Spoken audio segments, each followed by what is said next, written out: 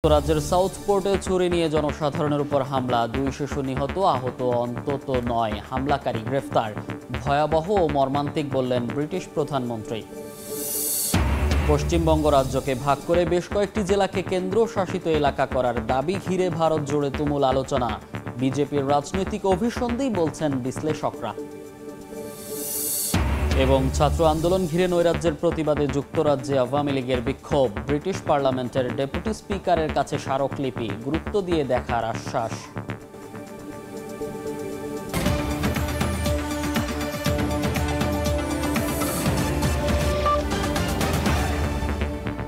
আন্তর্জাতিক সময়ের সঙ্গে আছি আমি মনির হোসেন।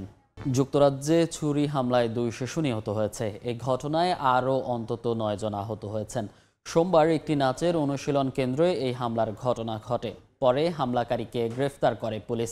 এই ঘটনাকে ভয়াবহ ও মর্মান্তিক বলে অভিহিত করেছেন ব্রিটিশ প্রধানমন্ত্রী কিয়ার স্টারমার। ভয়াবহ ছুরি হামলার সাক্ষী হলো যুক্তরাজ্য। স্থানীয় সময় সোমবার সকালে উত্তর পশ্চিমাঞ্চলীয় শহর সাউথপোর্টে এই ঘটনা ঘটে। পুলিশ জানায়, এদিন শহরের একটি নাচের অনুশীলন কেন্দ্রে হঠাৎ ছুরি নিয়ে আক্রমণ করে এক ব্যক্তি। এতে আহত হয় শিশুসহ বেশ কয়েকজন। খবর পেয়ে ঘটনাস্থলে পৌঁছায় পুলিশ। গুরুতর আহতদের নেওয়া হয় হাসপাতালে। পরে কয়েকজনের মৃত্যু হয় বলে জানান চিকিৎসকরা।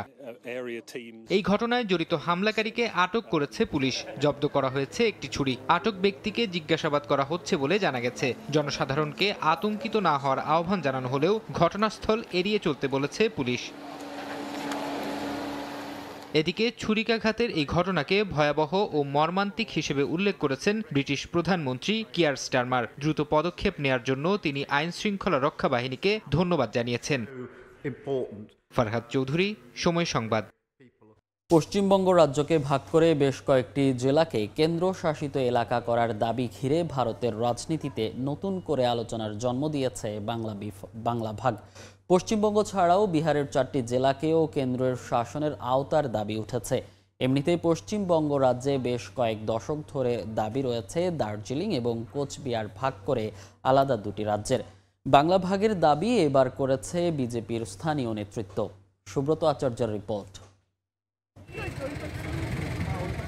পশ্চিমবঙ্গের প্রধান ভাষা বাংলা হলেও এ রাজ্যের অন্য ভাষার মানুষও বসবাস করেন। কিন্তু হঠাৎ করেই আবারও আলোচনায় এসেছে রাজ্যটি ভাগের বিষয়। সম্প্রতি পার্লামেন্টে বিজেপির এক সাংসদ পশ্চিমবঙ্গের 2টি এবং বিহারের 4টি জেলা নিয়ে কেন্দ্রশাসিত অঞ্চল গড়ার দাবি তোলেন। এই 6টি জেলাতেই মুসলিমরা সংখ্যাগরিষ্ঠ। ওই সাংসদের এমন দাবি ওঠার পরই বিজেপির পশ্চিমবঙ্গ রাজ্য নেতৃত্বের মুখেও উত্তরের জেলা মালদা, মুর্শিদাবাদ, নদিয়া, উত্তর ও দক্ষিণ দিনাজপুরের কিছু অংশকেও কেন্দ্রের শাসনের মধ্যে নিয়ে আসার দাবি করেন। তাদের এই দাবির পেছনে যুক্তি, অনুপ্রবেশের কারণে এই জেলাগুলোর জনবৈচিত্র্য পাল্টে যাচ্ছে, যা রুখতে কেন্দ্রের শাসন প্রয়োজন।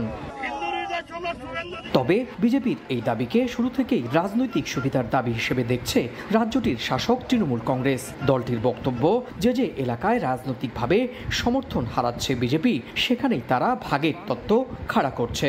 আর রাজনৈতিক বিশ্লেষকরা মনে করছেন বিজেপির এই দাবির পেছনে যুক্তির চেয়ে রাজনৈতিক অভিসন্ধি বেশি। উত্তরবঙ্গে এখন বিজেপি শক্তিশালী, ফলে বিজেপি মনে করছে যে উত্তরবঙ্গকে ভাগ করে দিয়ে একটা আলাদা কেন্দ্রশাসিত অঞ্চল হলে বিজেপির কাছে রাজনৈতিকভাবে উত্তর দেওয়া সম্ভব হবে।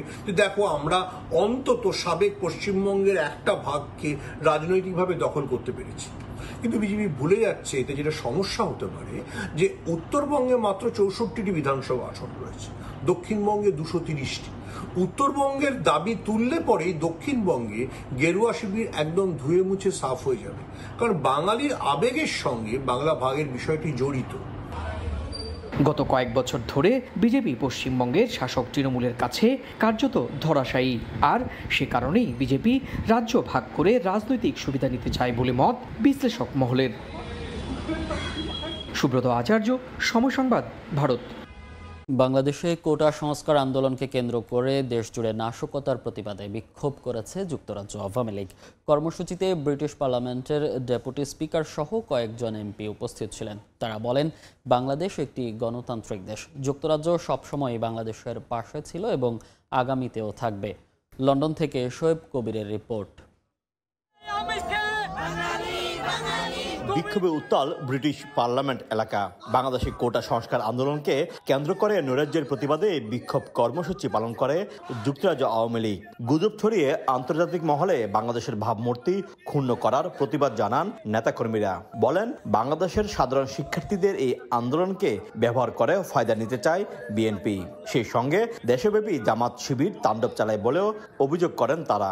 হত্যাযজ্ঞ হয়েছে, যে সন্ত্রাস হয়েছে, যে ধ্বংসলীলা হয়েছে, সেই ধ্বংসলীলা যে সমস্ত পাপিষ্ঠরা করেছে, এইটা বিশ্ববাসীকে জানানোর জন্য ব্রিটিশ পার্লামেন্টের মেম্বারদের মাধ্যমে সারা বিশ্বে ছড়িয়ে দেওয়ার জন্য যে এদের হাত থেকে বাংলাদেশকে রক্ষা করার দায়িত্ব তাদেরও আছে। মাননীয় প্রধানমন্ত্রী কোটা সংস্কার আন্দোলনের পক্ষে 18 সালে কোটা সংস্কার বাতিল করেছেন। পরবর্তীতে তাদের সকল দাবির সাথে একমত, বাংলাদেশ সরকার একমত। তাহলে এই হত্যাযজ্ঞ কেন? একটাই কারণ, এখানে তারেক রহমানের নেতৃত্বে বিএনপি জামাত যারা 71-এর মুক্তিযুদ্ধকে মেনে নেয়নি, যারা 75 বঙ্গবন্ধুকে হত্যা করেছে, যারা 21 আগস্ট গ্র্যান্ড হামলার হত্যাকারী, তারা একজোট হয়ে বাংলাদেশ যে বিশ্বের রোল মডেল, সেই রোল মডেলকে তারা পর্যদস্ত করতে চায়। ব্রিটিশ পার্লামেন্টে deputy speaker Caroline Nokes MP সহ প্রভাবশালী বেশ কয়েকজন মন্ত্রী এমপি সশরীরে সমাবেশে এসে আয়োজকদের সঙ্গে সাক্ষাৎ করেন।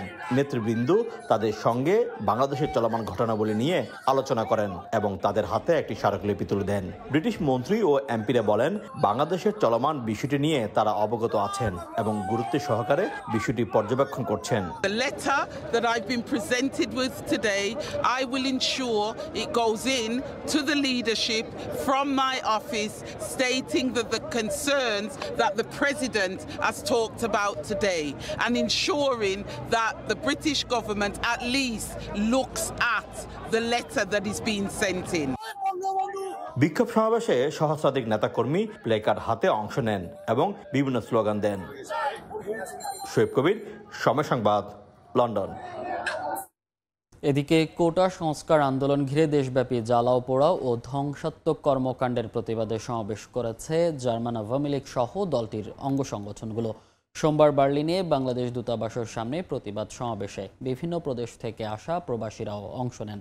জার্মানি থেকে আরও জানাচ্ছেন বিটু বড়ুয়া।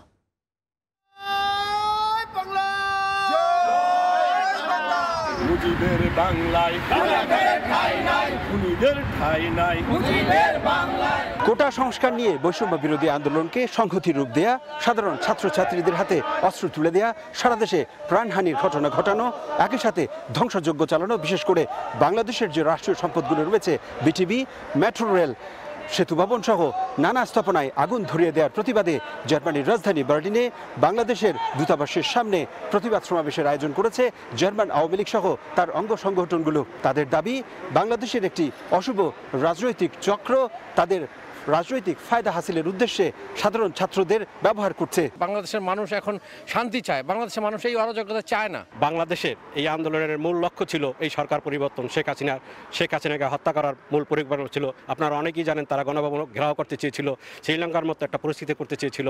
সেই লক্ষ্যে আমরা আজকে এখানে সমবেত হয়েছি প্রবাসী বাঙালিরা। আমরা আগামী দিনে বাংলাদেশের প্রত্যেকটা নাগরিককে সচেতন থাকার জন্য, স্বাধীনতার পক্ষের বাংলাদেশের যে উন্নয়ন, বঙ্গবন্ধু যে সোনার বাংলা করার স্বপ্ন, সেটা বিনষ্ট করার যে ষড়যন্ত্র, সেই ষড়যন্ত্র জার্মান আওয়ামী লীগ প্রতিহত করার জন্য সদা জাগ্রত থাকবে। শুধু বাংলাদেশ, জার্মানি নয়, সারা বিশ্বের যে প্রান্তেই সেই অশুভ শক্তি থাকুক না কেন, তাদেরকে প্রতিহত করার আহ্বান সমাবেশে আসা সকলের।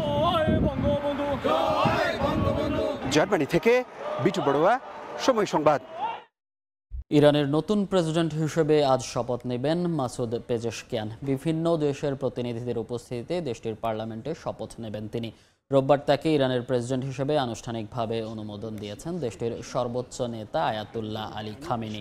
গেল মে মাসে এক হেলিকপ্টার দুর্ঘটনায় নিহত হন ইরানের প্রেসিডেন্ট ইব্রাহিম রাইসি। 5 জুলাই ইরানের দ্বিতীয় দফা প্রেসিডেন্ট নির্বাচনে 1,60,00,000-এর বেশি ভোট পেয়ে বিজয়ী হন মাসুদ পেজেশকিয়ান।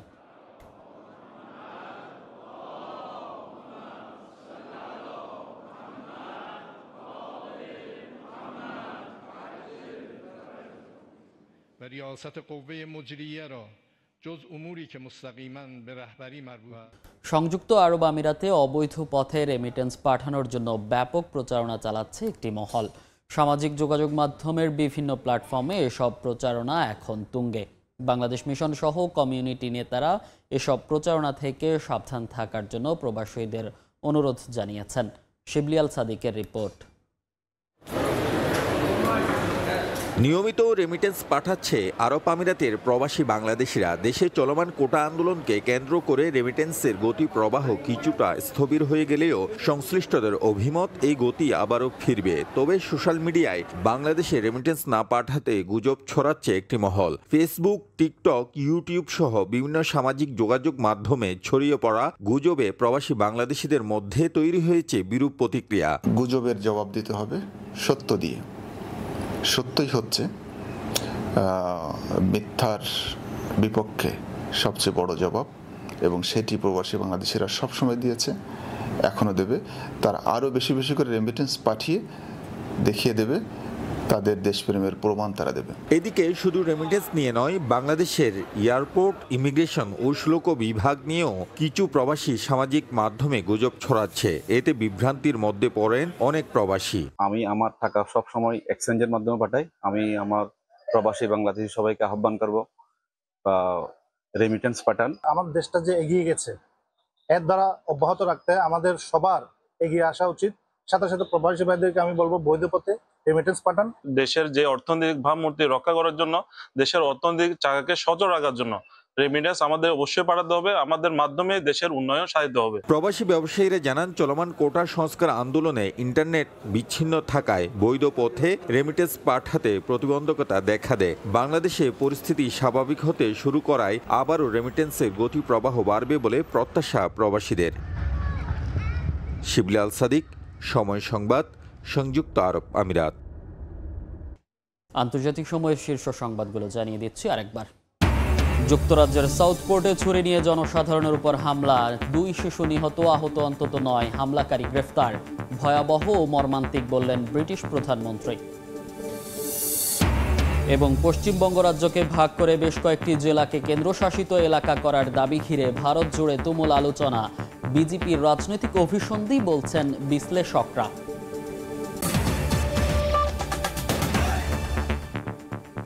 এই ছিল আন্তর্জাতিক সময় সংবাদ নিয়ে সঙ্গে থাকবেন সহকর্মী তানভীর হাসান। ধন্যবাদ মনির। সময় সংবাদ নিয়ে ফিরছি কিছুক্ষণ পর, সঙ্গে থাকুন সময়ে।